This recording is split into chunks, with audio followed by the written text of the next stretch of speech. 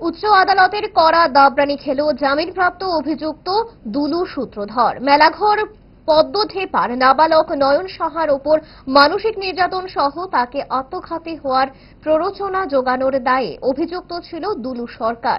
মামলার জেরে সিপাহীজলা জেলা আদালতে জামিনের আবেদন করেছিল অভিযুক্ত।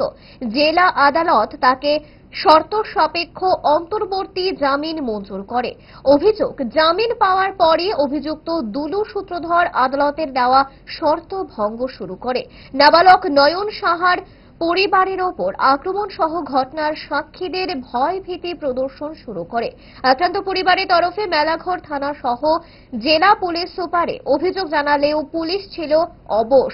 বাধ্য হয়ে অভিযুক্তের জামিন বাতিল করে তাকে বিচার বিভাগীয় হেফাজতে রাখার আর্জি জানিয়ে রাজ্যের উচ্চ আদালতের কড়া নাড়েন নয়ন সরকারের পরিবার।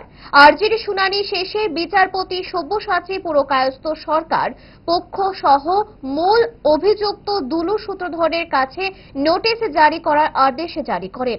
শর্ত সাপেক্ষ মঞ্জুর হওয়া জামিন কেন বাতিল করা হবে না নোটিশে জানতে চাইল আদালত। আদালতের নোটিশ জারি ছিল নিয়ে সংবাদ মাধ্যমে আক্রান্ত পরিবারের আইনজীবী সুভাষ চন্দ্র মজুমদার জানান,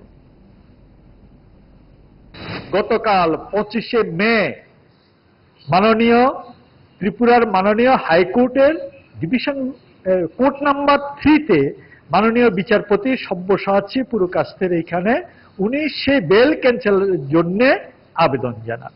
সে আবেদনের সময় মাননীয় বিচারপতি ওনার পক্ষের দুপক্ষেরই, সরকার পক্ষের এবং ওনার পক্ষের উকিলের কথাবার্তা শুনেন। আমাদের কথাবার্তা শোনার পরে কেন বেল ক্যান্সেল করা হবে না, যেহেতু সে বিভিন্ন সময়ে এই জামিন পাওয়ার পরে বিভিন্ন সময়ে ছেলের মাকে, ছেলের পরিবারকে এবং সাক্ষীকে বিভিন্ন সময়ে ধমকাচ্ছে, চমকাচ্ছে, প্রলোভিত করে সাক্ষীদের বিভিন্নভাবে প্রভাবিত করার চেষ্টা করছে, কিন্তু প্রশাসন কোনো ব্যবস্থা নিচ্ছে না। কেন সেটা করবে না, কেন তার জামিন বাতিল হবে না, এটা নিয়ে সরকারকে এবং সেই দুলু সূত্রধর দুজনকে কারণ দর্শানোর নোটিশ জারি করেছেন।